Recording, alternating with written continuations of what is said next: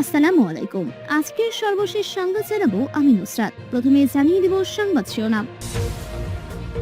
ফেব্রুয়ারির প্রথম ১৬ দিনে এলো ২২,০০০ কোটি টাকা রেমিটেন্স, রিজার্ভ ছাড়ালো ৩৪.৫ বিলিয়ন।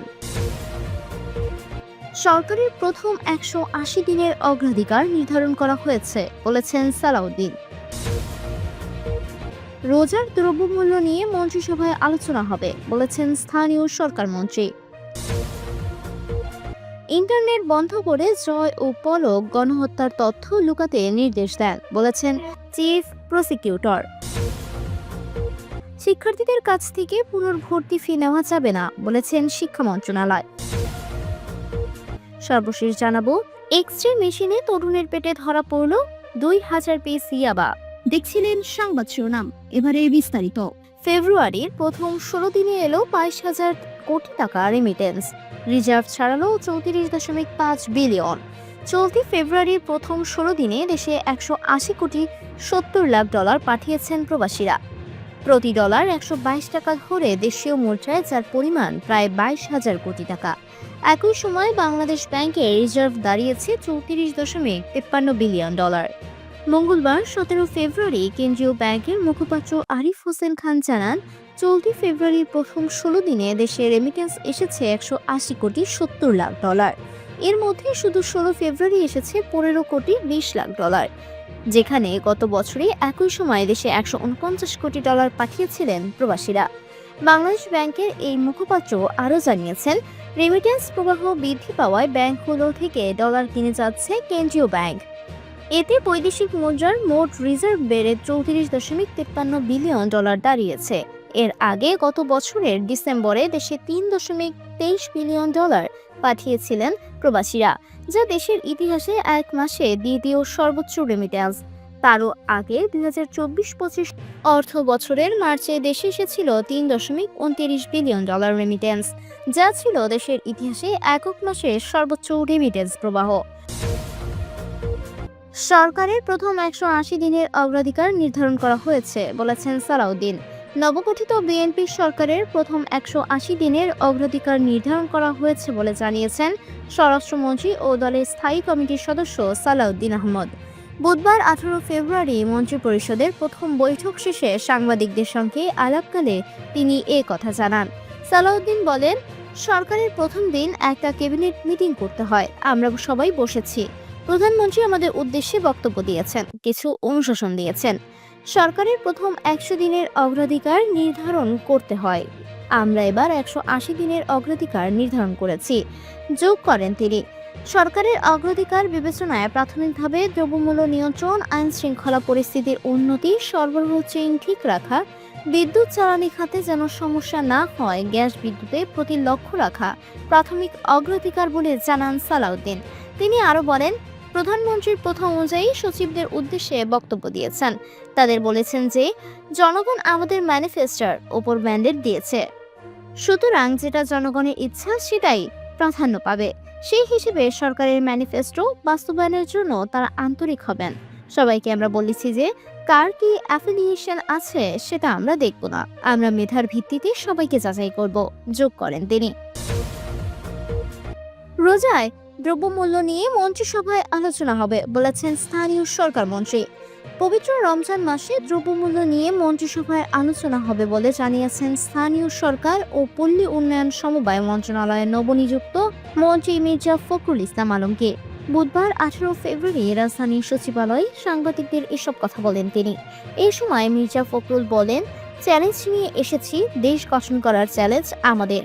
মন্ত্রিসভা মানুষের সমস্যা সমাধানের করার চেষ্টা করব, গণতন্ত্র আমাদের মূল লক্ষ্য। স্থানীয় সরকার মন্ত্রী বলেন, যত দ্রুত সম্ভব স্থানীয় সরকারের পৌর, সিটি, উপজেলা নির্বাচন করার চেষ্টা করব। মির্জা ফখরুল বলেন, রোজা শুরু হচ্ছে, দ্রব্যমূল্য নিয়ে মন্ত্রিসভায় আলোচনা হবে। এছাড়া মব সন্ত্রাস সহ আইন শৃঙ্খলার অবনতি যা হয়েছিল এ নিয়ে আরও কাজ করতে হবে বলেও জানান তিনি। অন্তর্বর্তী সরকারের কোনো শ্বেতপত্র প্রকাশ করা হবে না, তারা নির্বাচন সহ ভালো কাজ করেছে বলে মন্তব্য করেন মির্জা ফখরুল। ইন্টারনেট বন্ধ করে জয় ও পলক গণহত্যার তথ্য লুকাতে নির্দেশ দেন বলেছেন চিফ প্রসিকিউটর। গণঅভ্যুত্থানের সময় ইন্টারনেট বন্ধ করে ক্ষমতাচ্যুত প্রধানমন্ত্রী ছিলেন সজীব ওয়াজেদ জয় ও সাবেক আইসিটি প্রতিমন্ত্রী জুনায়েদ আহমেদ পলক বিশ্বের কাছে গণহত্যার তথ্য লুকাতে নির্দেশ দেন বলে জানিয়েছেন আন্তর্জাতিক অপরাধ ট্রাইব্যুনালের চিফ প্রসিকিউটর মোহাম্মদ তাজুল ইসলাম। এদিকে গণঅভ্যুত্থানের সময় ইন্টারনেট বন্ধ করে গণহত্যা মামলায় সজীব ওয়াজেদ জয় ও জুনায়েদ আহমেদ পলকের বিরুদ্ধে সূচনা বক্তব্য দিয়েছে প্রসিকিউশন। আগামী 25 ফেব্রুয়ারি সাক্ষ্য গ্রহণ অনুষ্ঠিত হবে।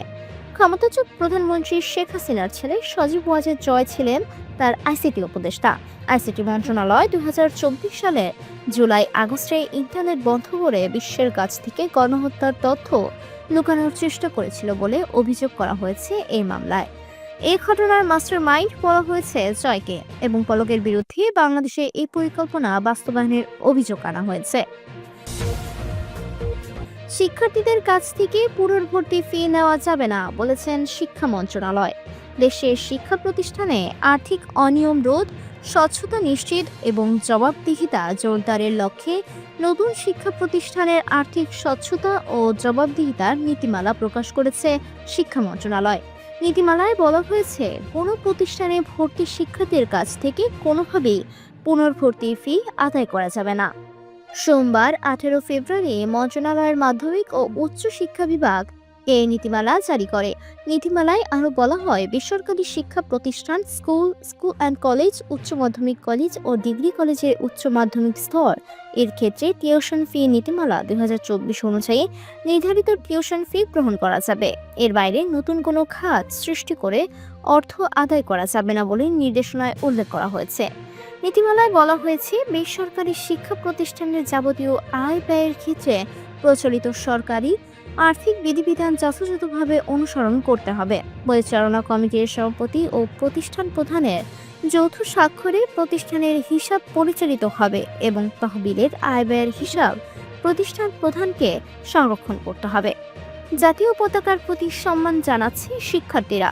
দীর্ঘ বিরতির পর স্কুল মাঠে অনুষ্ঠিত হলো সকালের প্রারম্ভিক সমাবেশ। পরিচালনা কমিটির মাধ্যমে কোনো ধরনের আর্থিক অনিয়ম বা দুর্নীতি হলে সংশ্লিষ্ট ব্যক্তিরা দায়বদ্ধ থাকবেন এবং তাদের বিরুদ্ধে প্রচলিত বিধিবিধান অনুযায়ী ব্যবস্থা গ্রহণ করা হবে। আর্থিক অনিয়মের জন্য পরিচালনা কমিটির সভাপতি ও প্রতিষ্ঠান প্রধান যৌথভাবে দায়ী থাকবেন বলেও নীতিমালায় উল্লেখ করেছে। আয় ব্যবস্থাপনা প্রসঙ্গে বলা হয়েছে, শিক্ষা প্রতিষ্ঠানের নামে তফসিলি ব্যাংকে হিসাব খুলতে হলে সরকারি মালিকানাধীন ব্যাংককে অগ্রাধিকার দিতে হবে। শিক্ষার্থীদের প্রদত্ত সব প্রকার ফি, দান, অনুদান ও সম্পত্তি থেকে প্রাপ্ত আয় নির্ধারিত ব্যাংক হিসাব অথবা সোনালী পেমেন্ট গেটওয়ে এসপিজি কিংবা সরকারি মালিকানাধীন অন্যান্য ব্যাংকে পেমেন্ট গেটওয়ের মাধ্যমে গ্রহণ করতে হবে। এক্স-রে মেশিনে তরুণের পেটে ধরা পড়ল 2000 পিস ইয়াবা। যশোরে এক তরুণের পেটের ভেতর থেকে 2000 পিসের বেশি ইয়াবা উদ্ধারের কথা জানিয়েছে র্যাপিড অ্যাকশন ব্যাটালিয়ন র্যাব। সন্দেহজনক ওই যুবককে আটকের পর বুধবার 18 ফেব্রুয়ারি এক্স-রে মেশিনের মাধ্যমে তার পেটের ভেতর বিপুল পরিমাণ ইয়াবার উপস্থিতি শনাক্ত করা সম্ভব হয়েছে বলে জানিয়েছেন সংস্থাটি।